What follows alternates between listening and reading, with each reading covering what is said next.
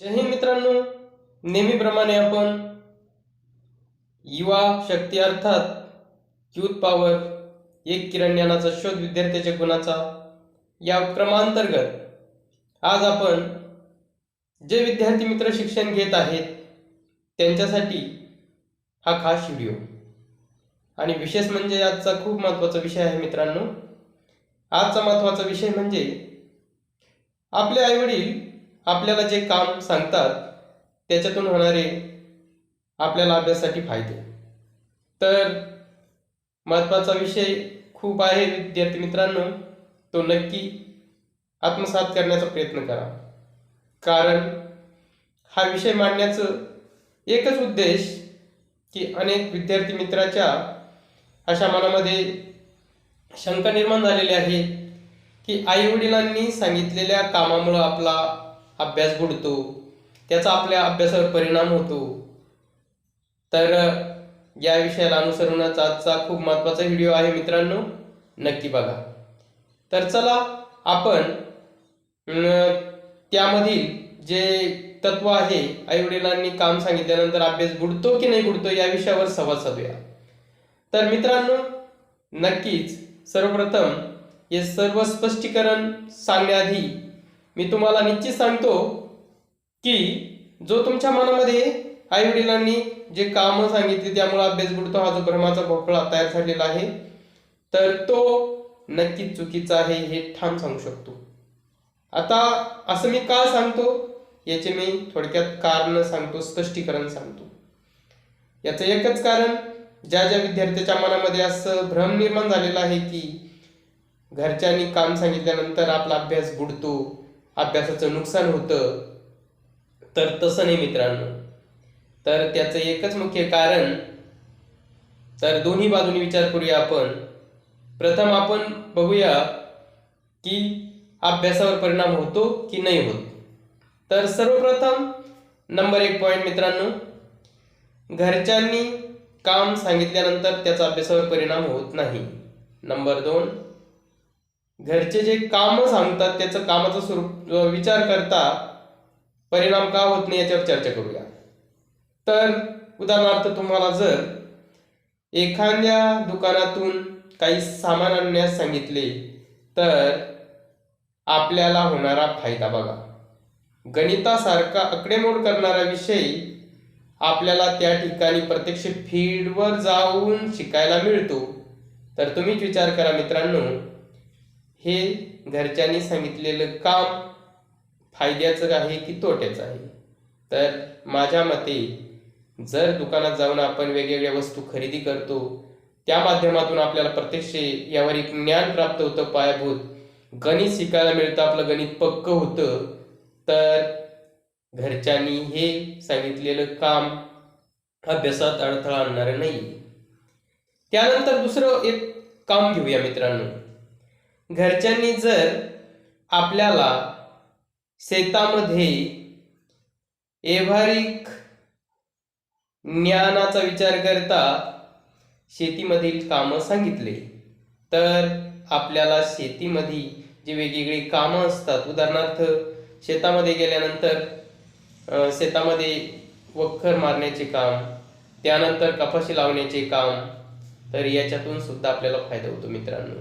कारण ज्या वेळेला आपण कपाशी लावण्यासाठी शेतामध्ये जातो तर आपल्याला आयात कळतो, त्यानंतर कपाशी किती अंतरावर लावावी याच्यामध्ये जे माप असतात, फुटावर किती अंतर घेणं गरजेचं असतं हे समजतं। म्हणजे याचा अर्थ एक गणित त्या ठिकाणी आपल्याला शिकायला मिळतं।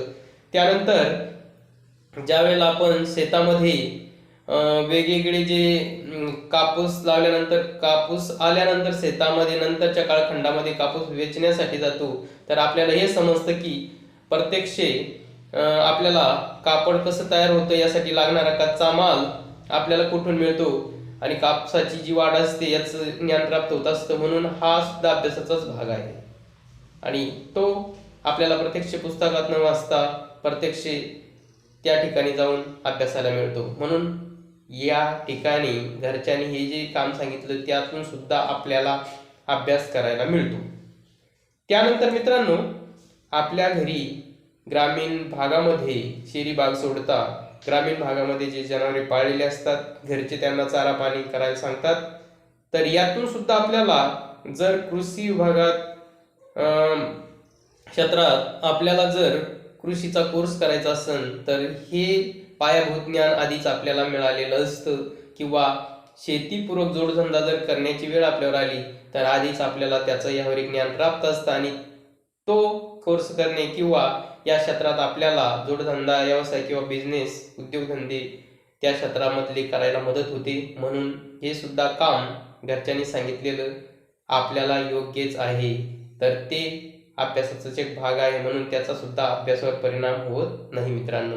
आणि उलट मेहनतीची सवय लागते आणि मेहनतीची सवय लागल्यानंतर आत्मविश्वास वाढतो आणि आपल्याला एक स्वावलंबनाची भावना निर्माण होते. आणि या उलट घरच्यांचं काम आपण केलेलं आहे ही भावना निर्माण झाल्यानंतर आपण घरच्या कामामध्ये एक खारीचा वाटा म्हणून काम करतो याचा अभिमान, स्वतःचा अभिमान आपल्या मनामध्ये वाढतो आणि आत्मविश्वास वाढून आपल्याला अभ्यास करण्यासाठी एक पॉझिटिव्ह ऊर्जा प्राप्त होते. म्हणून मित्रांनो, या सगळ्या उदाहरणातून आपण जर विचार केला तर आपल्या अभ्यासावर घरच्यांनी सांगितलेल्या कामाचा परिणाम होत नाही. आता दुसरी बाजू, जर घरच्यांनी सांगितलेली आपण कामं केलीच नाही तर आपल्या मनामध्ये आपण स्वतःचा आत्मविश्वास हरवू शकतो. याचे परिणाम बघा. आणि स्वतःविषयी आपण घरच्याचे कामाचे नव्हतं आपल्याला सुद्धा हे फील होतं, वाईट वाटतं आणि एक अशी भावना निर्माण होते निगेटिव्ह की आपण फक्त अभ्यासाचे कामाचे आहोत आणि मग आपण आत्मविश्वास हारतो आणि त्याचा परिणाम नक्की त्या वेळेला घरच्याचे काम सांगितलेले कामं जर केले नाही तर अभ्यासावर होऊ शकतो. कारण आपलं मन अभ्यासात लागत नाही, एकलकोंडी भावना निर्माण होते.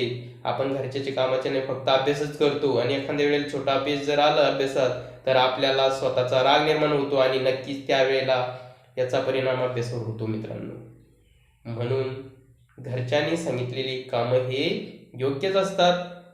तर अजून पुढे जाऊन घरच्याचे जे कामं आपण केलेले असतात त्यामुळे घरचे सुद्धा खुश राहतात, ते सुद्धा आपल्याविषयी पॉझिटिव्ह विचार करतात आणि आपल्याला ती सुद्धा भावना एक अभ्यास करण्यासाठी ऊर्जा देते मित्रांनो. आणि ते सुद्धा आपल्याला ज्या गोष्टी लागतात त्या आनंदाने देतात आणि त्या अभिमानाने दुसऱ्याला सुद्धा सांगतात की माझा मुलगा अभ्यास करून आमच्या कामामध्ये आम्हाला मदत करत असतो. मग ते शब्द आपल्या कानावर पडल्यानंतर पुन्हा आत्मविश्वास वाढवण्यासाठी आपल्याला मदत होते. म्हणून मित्रांनो, या सगळ्या बाजूने विचार करा की या सगळ्या उदाहरणांना आपण जे स्पष्टीकरण पाहिलंय तर आपल्याला मी ज्या अनुभवातून गेलेलो आहो ते अनुभव तुमच्यासोबत मी शेअर करत आहे.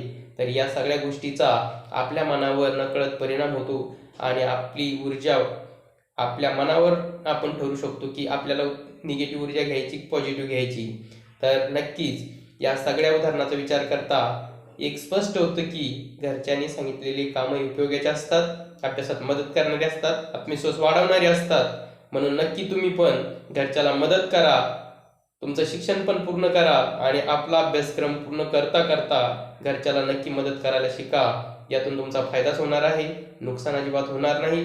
आणि भ्रम काढून टाका की घरचे जे कामं सांगतात त्याचा अभ्यासावर परिणाम होऊन नुकसान होतं, हा समज चुकीचा आहे. आणि नक्कीच घरच्याला मदत करायला शिका मित्रांनो. यातून आपलं भविष्य घडत असतं, उज्ज्वल होत असतं आणि नक्कीच आपल्या भविष्याला आकार प्राप्त होत असतो. एवढंच या ठिकाणी या संवादातून मला सांगायचं होतं. तर नक्कीच हा संवाद भविष्य घडवणारा ठरेल आणि तुम्हाला देखील याचा फायदा होईल. मला देखील फायदा झाला कारण मी या सगळ्यातून गेलेलो आहे. म्हणून मला पण हा अनुभव तुमच्यासोबत शेअर करावा वाटला, म्हणून आज मी तुमच्या सोबत हा संवाद साधण्याचा एक प्रयत्न करत आहे. म्हणून मित्रांनो, नक्की लक्षात घ्या, जर भविष्य घडवायचं असेल तर मोती प्यायला लागतील घामाचे आणि दाम मिळेल ज्ञानाचे, असं आपण म्हणू शकतो. जय हिंद, जय भारत, वंदे मातरम मित्रांनो.